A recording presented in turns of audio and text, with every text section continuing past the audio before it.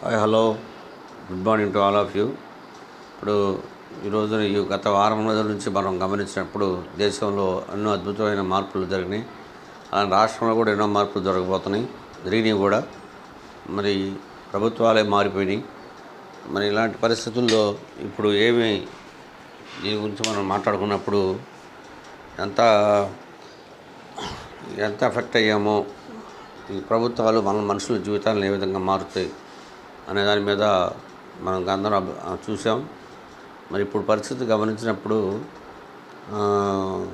కేంద్ర ప్రభుత్వంలో కొత్త సీసాలో పాత సారాలాగా ఏం మార్పు లేదు. అందరూ వాళ్ళే ఉన్నారు. ఆయనే హోంమంత్రి, ఆయనే రక్షణ శాఖ, ఆయనే ఫైనాన్సు, వాళ్ళే ప్రధానమంత్రి, వాళ్ళే. కాబట్టి దానిలో పెద్ద మార్పు చేర్పులే ఉండవు. నెక్స్ట్ వచ్చేకే మనకు ఈరోజు మన ప్రమాణ స్వీకారం చేస్తున్నారు మన గౌరవ ముఖ్యమంత్రి చంద్రబాబు నాయుడు గారు. మంత్రిమండలం చూసినప్పుడు మరి అంబేద్కర్ గారు రాసిన మరి రాజ్యాంగం వల్ల ఇలా చాలామంది, అంటే 15% ఎస్సీ ఎస్టీలు, 15% ఎస్సీలు, 7% ఎస్టీలు, అంటే టోటల్ 22%, అంటే 175లో 22, అంటే నియర్లీ ఎంతమంది మనం 100కి మనకి 22 మెంబర్స్, అలా 75 అంటే నియర్లీ ఒక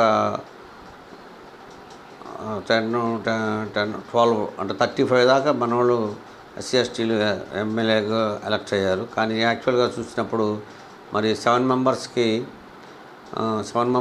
ఒక మినిస్టర్ ఇస్తున్నారు.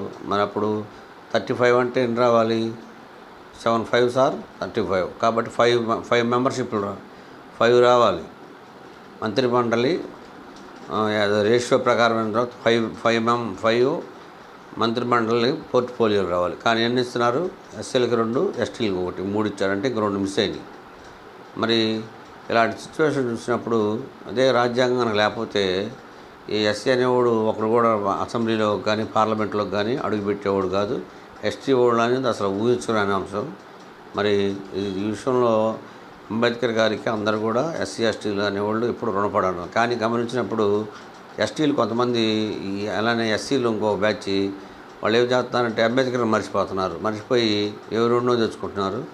నువ్వు కళ్ళు మూసుకున్నా కానీ నడిచినా నువ్వు నమ్మటానికి లేదు. ఎందుకంటే ఆయన ఉండబట్టే ఈరోజు నీకు బతుకు కానీ అందరం బతుకులు కానీ అట్లా మారింది. లేకపోతే ఆ పార్లమెంట్ గేటు కూడా పట్టుకోవడానికే అర్హత ఉండేది కాదు. అలాంటి పరిస్థితుల్లో మరి అంబేద్కర్ గారి వల్లనే మరి ఇంతమందికి వచ్చినాయి. అలానే మనం పార్లమెంట్లో చూసుకున్నప్పుడు కూడా పార్లమెంట్లో ఎంతమంది పార్లమెంట్ సభ్యులు, మరి అందులో మరి ఏం రావాలి? రేషియో ప్రకారం మన మినిస్టర్స్ ఎంపీలు ఎలక్ట్ అవుతున్నారు. కానీ మంత్రి పదవులు వస్తున్నాయా అంటే రావట్లా. కారణం ఏంటంటే మంత్రి మండలి వాళ్ళ ఇష్టం, ప్రధానమంత్రి ఇష్టం, ఇక్కడే ముఖ్యమంత్రి గారి ఇష్టం. కాబట్టి ఏదైనా కూడా రాజ్యాంగం అనేది ఒకటి లేకపోతే ఇంకా పరిస్థితి ఇంకా ఘోరంగా ఉండేది. సరే, ఏది ఏమైనా మరి ప్రతి ఒక్కడు వచ్చేసరికి రాజ్యాంగం పెడతాడు. ఎలక్షన్ వచ్చేసరికి అంబేద్కర్ బొమ్మ ఫోటో పెట్టుకుంటాడు ప్రతి ఒక్కడు. సరే, ఏదైనా కూడా చేసేది ఏం లేదు. ఇక ఈ కొత్తగా ఎలక్ట్ అయిన రాబోతున్న రేపటి నుంచి మన రాష్ట్రం యొక్క రూపురేఖలో మరి అమరావతిలో గత 5 సంవత్సరాలు చూసినప్పుడు మరి అంత 33,000 ఎకరాలు మొత్తం పిచ్చి కంపలతో తుప్పుపట్టిపోయింది. దొంగలు దోసుకున్నట్టుగా అధికారం ఉన్నవాళ్ళు ఆ మట్టిని మొత్తాన్ని తవ్వుకున్నారు. ఇప్పుడు పరిస్థితి మొత్తం మారిపోతుంది. 2 రోజుల్లోనే దానికి ఒక రూపురేఖలు వస్తున్నాయి. మరి భూమి అనేది చాలా విలువైంది. అలాంటి భూమిని ఒక ముఖ్యమంత్రి గారు నమ్మి వాళ్ళు 33,000 ఎకరాలు ఇచ్చినప్పుడు వాళ్ళకి అన్యాయం చేయకూడదు. రాష్ట్రం మరి ఇచ్చిన హామీ ప్రకారం అమరావతిని భారీ ఎత్తున అప్పట్లాగా ఫ్రాన్స్ లాగా, బ్రిటన్ లాగా, లేకపోతే అమెరికా లాగా చేస్తానంటే కాదు. ఏదో ఒక మోడల్ ఎంచుకొని దాని ప్రకారం నిర్దిష్ట ప్రణాళికలో ఒక 2 ఇయర్స్లోనో 4 ఇయర్స్లోనో కంప్లీట్ అయ్యేటట్టుగా చేసి ఒక రూపురేఖలు వస్తే మనకి ఈ రాష్ట్రం అభివృద్ధి చెందింది. దీన్ని బాబు గారు చెప్పినట్టుగా అమరావతి అనేది సెల్ఫ్ ఎర్నింగ్ ప్రాజెక్ట్ కాబట్టి దాని మీద డెవలప్ చేయాల్సిందిగా కోరుకుంటున్నాం. అలానే ఎడ్యుకేషన్ సిస్టంలో మరి ఎవరైనా చెప్పినా కూడా జగన్ గారు అనేకమైన సంస్కరణలు చేశారు. అదే సంస్కరణ పాడు చేయకుండా దానికన్నా ఇంకా మంచి సంస్కరణలు చేసుకొచ్చి చేయాలి. అలానే ఇప్పుడు ఆయన ముఖ్యమంత్రి గారు మరి ఏదిగా చెప్పుకోవాలి, ఏదంటే అది ముఖ్యమంత్రి గారు చంద్రబాబు నాయుడు గారు ఆయన 2001, 2002, 2003 2003 దాకా. అంతకుముందు డిఎస్సీలకి కౌన్సిలింగ్ విధానానికి, ట్రాన్స్ఫర్స్కి, బదిలీల విధానానికి మూల కారకుడు ఎవరంటే చంద్రబాబు నాయుడు గారే. కాబట్టి చంద్రబాబు నాయుడు గారికి ఆ విషయంలో టీచర్స్ అందరూ రుణపడి ఉంటారు. ఇంకా కూడా ఆయన ఇంకా రాబోయే రోజుల్లో ఈ విద్యా వ్యవస్థలో అనేక మార్పులు చేర్పులు జరుగుతుంది. రానున్న కాలానికి అనుగుణంగా మరి ఇంకా చాలామంది టీచర్లు ఇప్పటికి ఎక్సై ఉన్నారు చాలామంది. అంటే ఇంక మేము చెప్పలేము, మమ్మల్ని వదిలిపెట్టండి అన్నట్టుగా 62 సంవత్సరాలు ఇచ్చారు.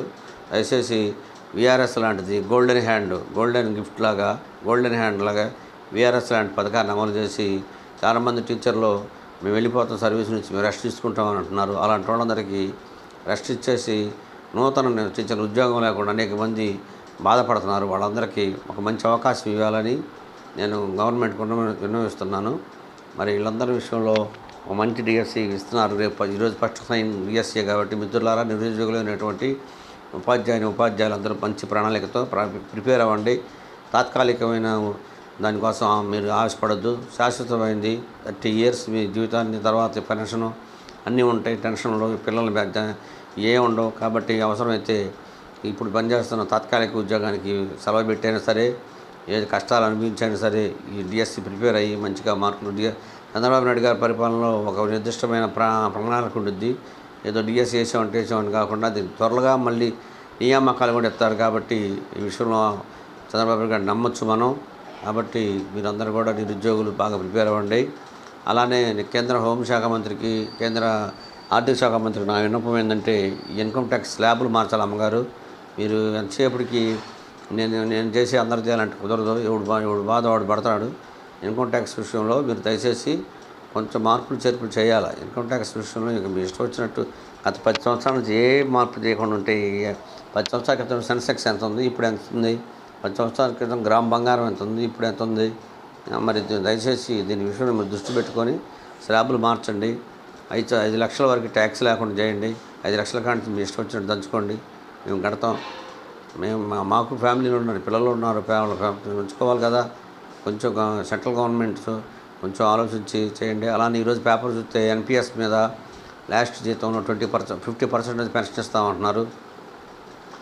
మీరు 50% ఇచ్చినా, 30% ఇచ్చినా, 40% ఇచ్చినా మేము యాక్సెప్ట్ చేసేది ఏంటంటే, ఎప్పుడైతే మా కాంట్రిబ్యూషన్ మీరు ఆపుతారో అప్పుడే మేము దాన్ని ఒప్పుకుంటాం. అంతేకాకుండా మీరు మా కాంట్రిబ్యూషన్ మా 10% మీరు కట్ చేసుకుంటారు, మీరు మాకు ఇచ్చే పెన్షను ఎంత డబ్బులు. ఇప్పుడు మా 30 లక్షలు ఉన్నాయి షేర్ మార్కెట్లో, అవన్నీ ఇటుపోతున్నాయి, ఏమవుతున్నాయి, దానికి దిక్కు దివాణం లేదు. గత ప్రభుత్వం అయితే జగన్ గారి ప్రభుత్వం లాస్ట్లో పోత 10 నెలలు వేసింది. ఇంకా చాలా పెండింగ్ ఉన్నాయి వేయాల్సిన డబ్బులు. మళ్ళీ ఇలాంటి పరిస్థితులు రాకుండా ఉండాలంటే మా కాంట్రిబ్యూషన్ లేకుండా మీరు పెన్షన్ ఇవ్వాలి. అలా ఇస్తేనే మేము యాక్సెప్ట్ చేస్తాం. లేకపోతే మీరు ఎలాంటి ప్రపోజల్ పెట్టినా అవన్నీ మాకు సెల్లో మాకు వద్దు అవి కూడా. కాబట్టి ఉద్యోగులు ఫ్రెండ్లీగా ఉండాలంటే ఇప్పటికీ మాకు ఈ డిఏలు, ఐఆర్లు వీటన్నిటికన్నా కూడా ముఖ్యమైనది ఈ పెన్షన్ మీద. కాబట్టి మా కాంట్రిబ్యూషన్ లేని పెన్షన్ మీరు మాకు ఇవ్వండి, అప్పుడు మేము యాక్సెప్ట్ చేస్తాం.